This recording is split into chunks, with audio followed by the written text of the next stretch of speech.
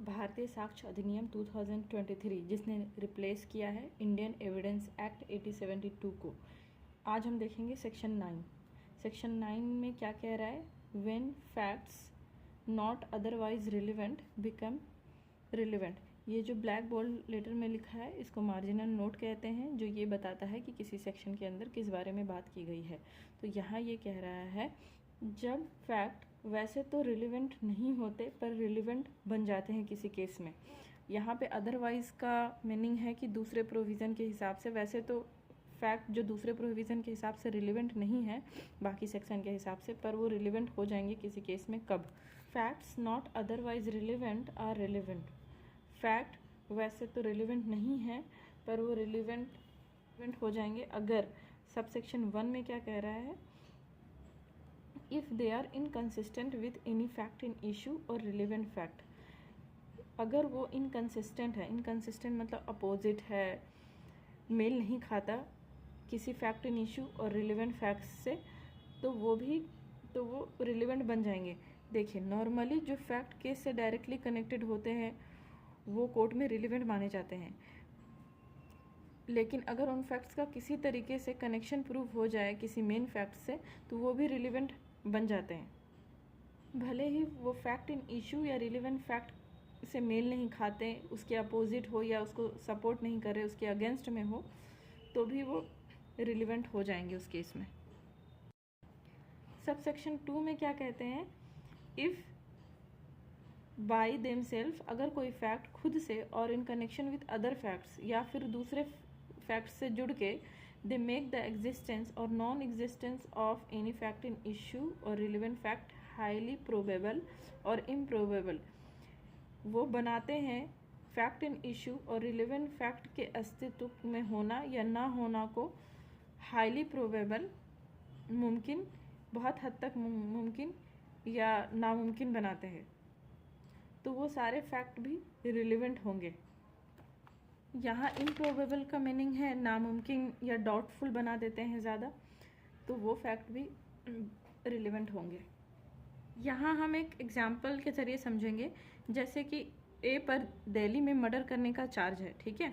तो fact in issue क्या है, मेन मुद्दा क्या है कि क्या ए ने दिल्ली में मर्डर किया है। अगर ए जो है ये प्रूव करे कि मर्डर के वक्त ए मुंबई में था, सीसीटीवी फुटेज या टिकट, होटल रिकॉर्ड्स के ज़रिए ये अगर प्रूफ कर दे ए कि वो मर्डर के वक्त, जिस वक्त मर्डर हुआ दिल्ली में, वो उसी वक्त मुंबई में था, तो ए का मुंबई में होना जो है उसी दिन फैक्ट इन इशू जो है, मेन मुद्दा जो है केस में, उसके अपोजिट है। ये बात इनकन्सिस्टेंट है, उससे मेल नहीं खाता, जो मेन मुद्दा है उससे मेल नहीं खाता उसका मुंबई में होना, क्योंकि दोनों एक साथ सच नहीं हो सकता। जिस वक्त दिल्ली में मर्डर हुआ उसी वक्त वो आदमी का मुंबई में होना जो है एक साथ नहीं हो सकता। इसी को हम प्ली ऑफ इलीबाई भी कहते हैं। देखिए, प्ली ऑफ इलीबाई का मीनिंग है कि his presence elsewhere at the time of the commission of the crime. वो आदमी जिसने क्राइम किया वो क्राइम के वक्त कहीं और था। इलीबाई जो है ये एक लैटिन टर्म है जिसका मतलब होता है एल्सवेयर, मतलब कहीं और है। प्ली ऑफ इलीबाई जो है ये डिफेंस के लिए यूज़ किया जाता है अक्यूज़ के द्वारा, ख़ास तौर से कि जब घटना हुई तो अक्यूज़ बहुत दूर था क्राइम सीन से, जो क्राइम में उसके पार्टिसिपेट होने को हाईली इम्प्रोबेबल, नामुमकिन बना देती है, जो कि इनकन्सिस्टेंट विद द फैक्ट है कि he is present at the place of crime. Plea of alibi को प्रूव करने का बर्डन जो है उसी पे होगा जो इसका डिफेंस ले रहा है। ये स्टेट ऑफ यूपी वर्सेस सुघर सिंह के केस में कहा गया था 1978 में। देखिए, वैसे तो इलीबाई को डिसइंटरेस्टेड और इम्पार्शियल विटनेस के द्वारा प्रूव किया जाना चाहिए, इसकी एविडेंशियरी वैल्यू ज़्यादा होती है। डिसइंटरेस्टेड मतलब वैसा विटनेस के द्वारा जिसका कोई इंटरेस्ट ना हो केस में, जो भेदभाव ना करे, वैसे विटनेस के द्वारा इलीबाई को प्रूव किया जाता है। पर बहुत सारे ऐसे केस में ऐसा पॉसिबल नहीं है। जैसे फॉर एग्जांपल, जब कोई आदमी मतलब कोई आरोपी, अक्यूज्ड, क्राइम के वक्त अपने घर में सो रहा था, तो वह इलीबाई एविडेंस दे सकता है only through his family member, क्योंकि उसके फैमिली मेम्बर ही बता सकते हैं कि जब क्राइम हुआ तो वो घर में सो रहा था। ऐसे केस में इलीबाय प्रूव नहीं किया जा सकता डिसइंटरेस्टेड और इम्पार्शियल विटनेस के द्वारा। ये भभूनी साहू वर्सेस किंग एम्परर के केस में कहा गया था। तो यहाँ पे हमको ये याद रखना है कि इलीबाय जो है वो इंटरेस्टेड और पार्शियल विटनेस के द्वारा भी प्रूव किया जा सकता है, और प्ली ऑफ इलीबाय जो है प्रूव करने का बर्डन किस पे होगा, जो इसका डिफेंस ले रहा है उसी पे उसका बर्डन होगा प्रूव करने का। आगे हम देखेंगे इलस्ट्रेशन में क्या है, क्लॉज इलस्ट्रेशन के ए में क्या कह रहा है, the question is whether A committed a crime at Chennai on a certain date. ये सवाल उठता है कि क्या ए ने क्राइम किया है चेन्नई में किसी निश्चित दिन को। तो द फैक्ट डैट, ये बात कि on that day A was eight Ladakh is relevant. ये बात कि उसी दिन जिस दिन चेन्नई में क्राइम हुआ वो ए जो है लद्दाख में था, ये फैक्ट रिलीवेंट होगा क्योंकि ए का चेन्नई में क्राइम करने को ये इनकन्सिस्टेंट बनाता है, उससे मेल नहीं खाता है, उसका अपोज करता है, तो ये फैक्ट भी रिलीवेंट होगा उस केस में। The fact that near the time when the crime was committed, ये बात कि जब क्राइम हुआ लगभग उसी समय, A was at the distance from the place where it was committed, A जो है उस जगह से दूर था जहाँ क्राइम हुआ है, which would render it highly improbable, जो ए के क्राइम करने को बहुत बहुत डाउटफुल या नामुमकिन बनाता है। तो ये फैक्ट जो है रिलीवेंट होंगे। अब हम यहाँ देखेंगे दो not possible that he committed, हालांकि ये इम्पॉसिबल नहीं है कि उसने इस क्राइम को किया होगा, भले ही वो लद्दाख में था, हो सकता है वो फ्लाइट लेके जल्दी यहाँ आ गया होगा फिर चेन्नई में क्राइम किया होगा, ये इम्पॉसिबल नहीं है, पर ये उसके मर्डर करने को बहुत हद तक डाउटफुल बना देता है कि उसी वक्त वो कहीं और था। अब हम सेक्शन 10 देखेंगे, फैक्ट्स टेंडिंग टू।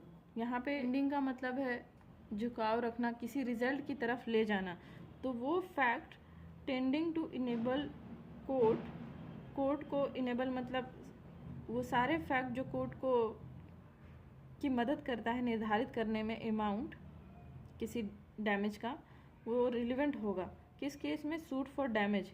देखिए क्रिमिनल केस में इसमें पनिशमेंट दिया जाता है, और सिविल नेचर के केस में कंपनसेशन, डैमेज का कंपनसेशन दिया जाता है, अवार्ड दिया जाता है, ठीक है। तो वो सारे सूट जितने भी सूट फॉर डैमेज फाइल होंगे, उस केस में जितने भी फैक्ट हैं जो कोर्ट की मदद करे निर्धारित करने में अमाउंट जो कंपनसेशन या डैमेज के बदले दिया जाएगा, वो सारे रिलेवेंट हो गए। एक एग्जांपल भी हम यहाँ पे दे सकते हैं कि ए ने बी की कार तोड़ दी, तो बी कोर्ट में डैमेज का केस करता है, तो अब कोर्ट को डैमेज में कितना बी को देना चाहिए उसका निर्धारित करने के लिए कोर्ट क्या क्या देखेगी कि कार का वैल्यू कितना था, मतलब मार्केट वैल्यू कार की क्या थी, रिपेयर का कितना खर्च आया, या कार नई थी या पुरानी थी, इन सबको देखते हुए ही कार डैमेज में कितना अमाउंट देना चाहिए वो निर्धारित करेगी ना। तो ये सारी चीज़ें जो कोर्ट को हेल्प कर रही है अमाउंट को निर्धारित करने में, वो सब रिलेवेंट होगी वो सूट फॉर डैमेज में। आगे इस सेक्शन में हम देखेंगे in suit in which damage are claim, वो सारी सूट केस सिविल नेचर का जिसमें डैमेज क्लेम किया गया हो, मांगा गया हो, तो उस केस में एनी फैक्ट, वो सारे एनी फैक्ट विच जो इनेबल करेंगे कोर्ट को डिटरमाइन करने के लिए अमाउंट ऑफ डैमेज का amount which ought to be awarded, जो दिया जाना चाहिए। मैंने पहले भी बताया कि क्रिमिनल केस में जो सज़ा दी जाती है, मतलब पनिशमेंट दी जाती है, और सिविल मैटर में जो डैमेज दिया जाता है, जो अमाउंट दिया जाता है, उसको अवॉर्ड कहते हैं। तो वो सारे फैक्ट जो केस को अमाउंट डिटरमाइन करने में मदद करेगी वो रिलेवेंट होगा सूट फॉर डैमेज में। सेक्शन 11 में किस बारे में बात किया गया है? फैक्ट रिलेवेंट व्हेन राइट और custom is in question. Section 11 में ये कह रहा है कि जब राइट और कस्टम जो है उस पर सवाल उठेगा किसी केस में, कोर्ट में, तो क्या क्या रिलेवेंट होगा उसको प्रूव करने के लिए। तो आगे क्या कह रहा है कि where the question is is as to the existence of any right और कस्टम।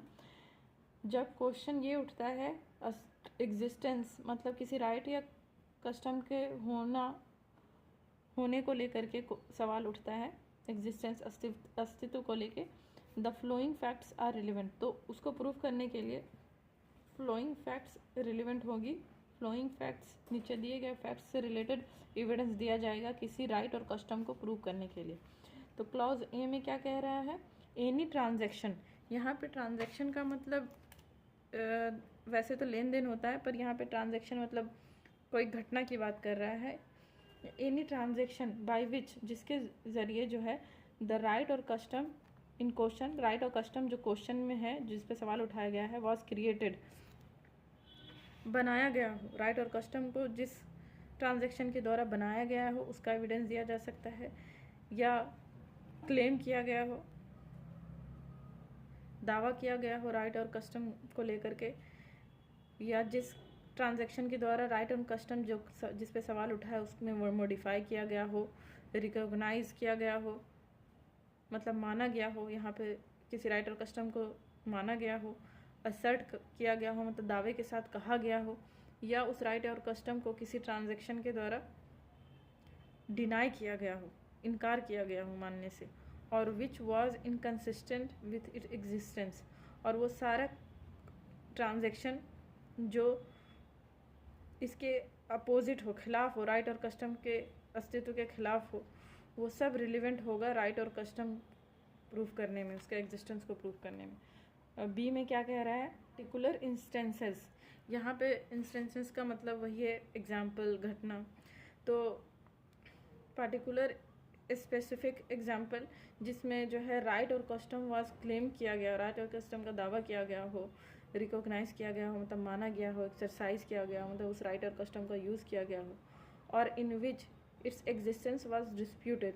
और ऐसा इंस्टेंसेस घटना जिसमें जो है इसका एक्सरसाइज यूज़ वाज जो है डिस्प्यूट किया गया मतलब चैलेंज किया गया हो कोर्ट में, या असर्ट किया गया हो, दावे के साथ कहा गया हो, या ऐसी घटना जिसमें जो है डिपार्टेड फ्रॉम, राइट और कस्टम से हट के कोई बात कही गई हो।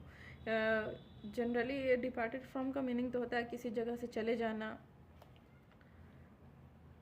पर लॉ के कॉन्टेक्स्ट में डिपार्टेड फ्रॉम मतलब कि कोर्ट का अलग रुख अपनाना या मुद्दे से कुछ हटकर बात करना। तो ऐसी घटना जिसमें जो है राइट और कस्टम से हटके भी कोई बात कही गई हो तो वो भी रिलेवेंट होएगी। अब हम देखेंगे इलस्ट्रेशन। इलस्ट्रेशन में क्या कह रहा है, द क्वेश्चन इज, सवाल ये है कि whether A has right to fishery, क्या ए के पास फिशरी का राइट है, हक है। फिशरी मतलब मछली पालना या मछली बिजनेस करना, बेचना। तो अ डीड का मतलब देखिए, डीड का मतलब वैसे तो जितना भी रिटन दस्तावेज है सारे डॉक्यूमेंट्स के डिफिनेशन में आते हैं, मगर डीड जो है एक लीगल डॉक्यूमेंट है। लीगल डॉक्यूमेंट का मतलब जिसपे सिग्नेचर हो, विटनेस हो, और बहुत सारे ऐसे डीड है जिसका सारे डीड को नहीं पर बहुत सारे ऐसे डीड है जिसको रजिस्ट्रेशन भी होता है, जिसका जैसे कि विल है, विल का रजिस्ट्रेशन ज़रूरी नहीं है। पार्टीशन डीड, लीज जो है 1 साल से कम का, उसका जो हम डॉक्यूमेंट्स बनाएंगे लीगली तो उसको रजिस्ट्रेशन कराने की ज़रूरत नहीं है। गिफ्ट डीड को भी रजिस्ट्रेशन कराने की ज़रूरत नहीं है।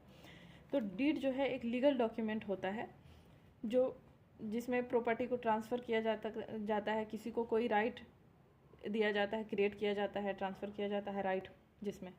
तो एक डीड है जो कन्फर करती है फिशरी का राइट ऑन एज एंसेस्टर्स। एक डीड है जो ए के पूर्वजों को फिशरी का राइट जो है कन्फर करती है। A mortgage of fishery by A's father, A के फादर ने उस फिशरी के राइट को गिरवी रखा।